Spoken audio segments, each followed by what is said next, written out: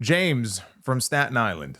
I watched the entire interview that Roman Reigns did discussing the Attitude Era, specifically Steve Austin and The Rock, and I have to say that I could not hold back the laughter. He discussed how easy it was for them with catchphrases and whatnot to get over, and how the modern era requires more nuance. Now, Jimmy, I don't know what interview you're referring to because you didn't bother to mention it or link to it, so I'm assuming this may have come from Roman's interview on Stephanie McMahon's podcast. I don't know. But he says, I don't know how Roman could ever talk about it being easy at the top for anyone when he himself has had the easiest ride to the top of anyone in WWE history, even more than John Cena. As much as I may not like him, I can at least say that when John Cena got the top spot, he was massively popular as the Doctor of Thugonomics before he became a great value version of Hulk Hogan. But Roman, when he got the top spot, he wasn't even the second most popular guy on the roster. And this has always been my issue with Roman as a performer. I have never had an issue with him being a top star. My issue is that they made him the only top star. Who else did they push and protect to that degree? No one. He flopped as a top babyface, and instead of giving someone else an opportunity, they gave him a promotion by making him an unstoppable villain and fed him the entire roster for 4 years. So for Roman to talk about anybody having it easy at the top just makes him a massive hypocrite. What do you think? Again, I don't know what interview it was that this is specifically from. There was an interview that Roman did years ago with Sports Illustrated where he actually talked about this. And I had to go find the quote because I couldn't remember the exact quote. But this is what Roman had to say. And again, this is a few years ago to SI. He said, I feel like John Cena said it before. It's a challenge to be PG. It's a challenge to not have to go the cheap route. Being able to shove everything up everyone's ass, to do that stuff, to just chug beers. I'm not taking anything away from the performance and the physicality of what they did and the stories they told in the ring. These guys were great performers and great in-ring wrestlers, but the character development was easier. If I could just start chugging bourbon and smoking cigars, imagine what my character could be. We could go even further on this mob boss thing. It's more challenging what we do now. It's the facts. That's why the business is bigger. When he says that, he's not totally wrong. It is a more restrictive product now than it was 30 years ago. Back at that point, they weren't even a public company yet. They didn't go public until late 99.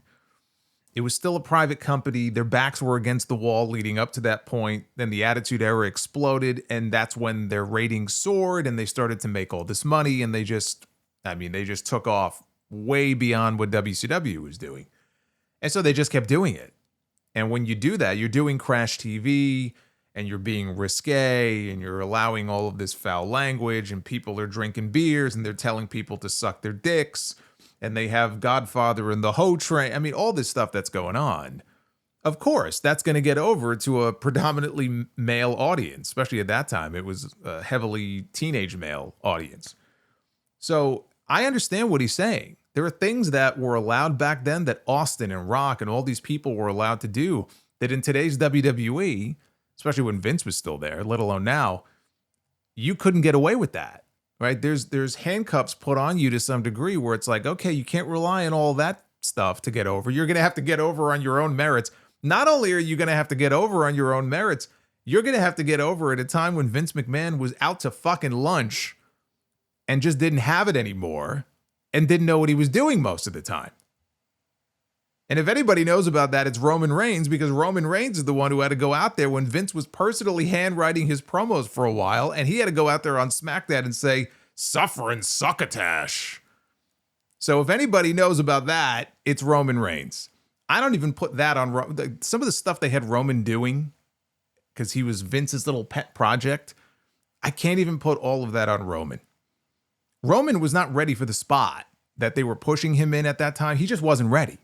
You see that now. Like the version of Roman Reigns, the tribal chief version of Roman Reigns from 2021, really 2022, it's a totally different person than the one that you see in 2015, 2016, 2017. 2017 when he got embarrassed by John Cena in that promo battle, right? Totally different person. So he makes some good points. He's not totally wrong. to imply if that's what he's doing, and again, I don't know what interview you're looking at, so I'm just going off what you're telling me here, but if the implication was, well, it was easy for those guys to get over. It's a lot harder now for us to get over. Yes and no. Whatever restrictions may or may not be put on you, it's not an easy thing to get over. It's not. And the fans can be very fickle about what they like and who they like and for how long they like them.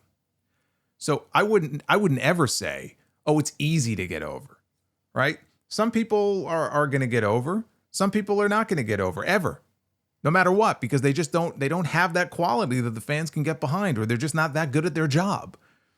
And then there are some guys where it just comes more naturally, but I would never ever sit here and say, oh, it's so easy to become a top guy. I mean, there's such limited real estate at the top. You have to be a special performer. Yes, Roman was shoved down people's throats by Vince McMahon because he had the long hair, and remember he had the blue contact lenses in, and he had a certain look that Vince was probably, touching himself every time he looked at him. And he wasn't ready for that spot. Roman grew into it. So you say that, well, instead of him being punished for not being the guy, he got promoted. No, they course corrected. That's what they did. Because he should have been a heel all along. They course corrected. They put Paul Heyman with him, and they did what they should have already been doing, and he got over as a heel. And the product, as far as like the business they're doing, all the billions and billions of dollars in media rights and everything, it did come at a time when Roman was their top star. I'm not saying Roman is the one who's responsible solely for all of that, but you still have to have the right people in the right spots. Roman was the right guy for that spot at the time, and the company exploded business-wise. They've done more business in the last 5 years than they have in the entire existence of the company. So how can you sit there and say that he was promoted to this spot as the top villain when he shouldn't have been? The numbers prove otherwise. And if he sucked, then the fans would have rebelled against it. The fans embraced it to the point where he hasn't even changed much about his character, but he came back and everybody cheers for him and they put their fingers in the air and they say, OTC, OTC. So again, yes and no. It's not a simple black and white answer, but you can't say that Roman in the spot that he's been in for the last 5 years should not have been in that spot, because their success proves otherwise. You may not like the guy. You may have an axe to grind with him or some of the things that he says, but that's just the way that it is. So yeah, I would never agree with that, saying, well, it was a lot easier for guys back then. It might have been easier just because of the restrictions that are there now that didn't exist then, but I don't know that he was implying that it was easy. It's not easy to get over and become a top guy in the biggest company in the world. That's not an easy thing to do.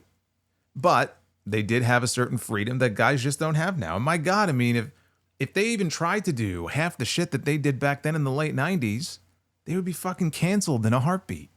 I mean, are you kidding me? It would be there'd be controversies every week. It would be great for me. I'd have stories galore. I'd have stories up the ass to be talking about on the podcast every week. Every week there would be a new controversy to talk about. So he's not wrong on that front.